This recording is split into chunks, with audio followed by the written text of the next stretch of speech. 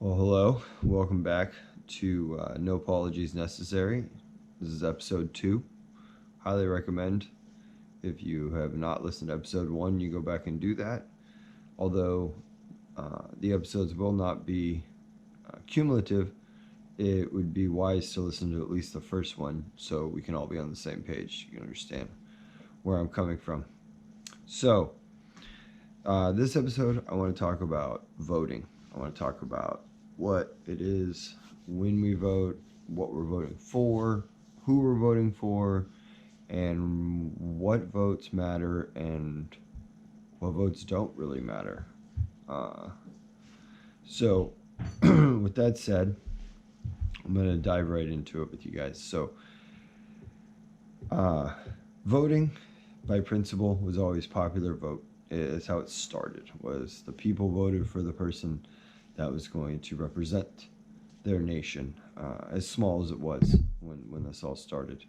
And I think that we do have to consider the fact that in any organization, whether it be in politics or business, it's going to evolve and it has to expand and it has to absorb and compromise and things like that.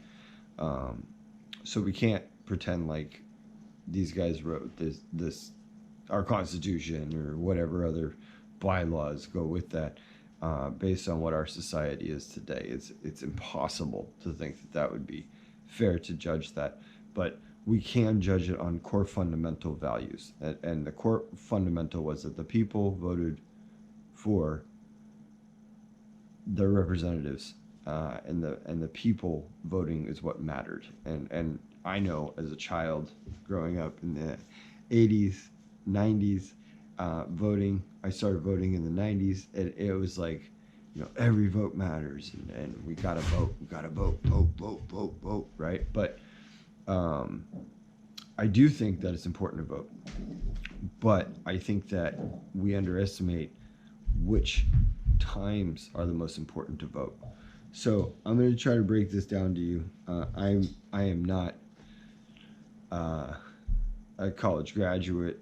I'm self-taught with an opinion. So take that with a grain of salt, or research it for yourself. But the facts that I'm going to go over today with you guys is that is things that you can find readily available on the internet. And yes, there's a lot of things in politics that can be biased opinion, but the simple facts of like who we're voting for, why we're voting for them, and what their roles are in our democracy are pretty black and white. Like it is what it is. I mean, there are X amount of people for X amount of roles, and so there's not much arguing to this. But I'd be more than happy to debate anything that I'm saying if you would like to comment on this. Okay, so with that said, um, I think that we have to understand the difference between popular vote and electoral vote. A popular vote is the people. It's us. It's us going down to the polls, saying, "Well, my vote matters," and voting for who you think will be the best person, in a private manner where nobody is going to has the ability to ridicule your opinion. You have your right to your opinion um, in politics. So, however, most I would say most people really take the presidential election seriously, and that's really the highest uh, showing of people for voting. They get the most people show up to vote on a presidential election day as opposed to these whether it be a town election, state elections, voting, or as I'm going to talk about, the electoral votes. Is that so? Every 2 years we vote for our Congress, our Senate, and the electoral votes for our states. And these are the people that represent us and who we are in our state, and are supposed to represent the majority vote of opinion for the state and their values and their beliefs. All right. Now, with that said, I'm going to go over a few facts here. Like I said, I'm no college scholar here, but I have some information here that I saved in with a little bit of screenshot action here of some key points that I found that I thought were pretty valuable. And electorals. No, hold on, wrong photo. Okay, wait a minute. Here we go. Sorry, my bad. Here we go. The Electoral College is a process, not a place. The Founding Fathers established it in the Constitution as a compromise between election of the president by a vote in Congress and election of the president by a popular vote of qualified citizens. Okay, so that seems pretty gray. So that's saying that they can say who's qualified, who's not of a citizen to vote, or the fact that Congress can vote for the president and be able to override what we say as the popular vote. Okay, so moving on. This is the second thing that I found that I felt was relevant. Electors are selected on a state-by-state basis as determined by the laws of each state. Since the election of 1824, most states have appointed their electors on a winner-take-all basis based on the statewide popular vote on election day. Okay, so there is, I believe there's 2 states that still don't are still holding out on practicing this, but basically what it's saying is that if a majority of the state by popular vote votes that they're going to have a Democratic based electoral representation or a Republican electoral college representation, it's based on the popular vote. Good. Positive. That's a positive, right? Okay, so moving forward, we have this. There is no constitutional provision or federal law that requires electors to vote according to the results of the popular vote in their states. Some states, however, require electors to cast their votes according to the popular vote. Okay. How gray is that? All right, so we can elect these people to represent us. And you're going to know where I'm going with this very shortly here. We can elect these people to represent us when it comes to the presidential election. Now, the thing about that is that they also have the right to not. Okay, so which brings into the fact that they can be influenced to do other things, not just because the people voted them in, because by law they don't have to abide by the people that voted them in, and there could be personal gains involved in those things, which I'm not saying. I'm not going conspiracy theory. I'm just saying that's just somebody in a empowerment position that has the ability to be influenced, and let's not kid ourselves. There's been quite a few people that have been influenced for their personal gain throughout history, no matter politics or not. So, okay. So moving forward here. All right. So,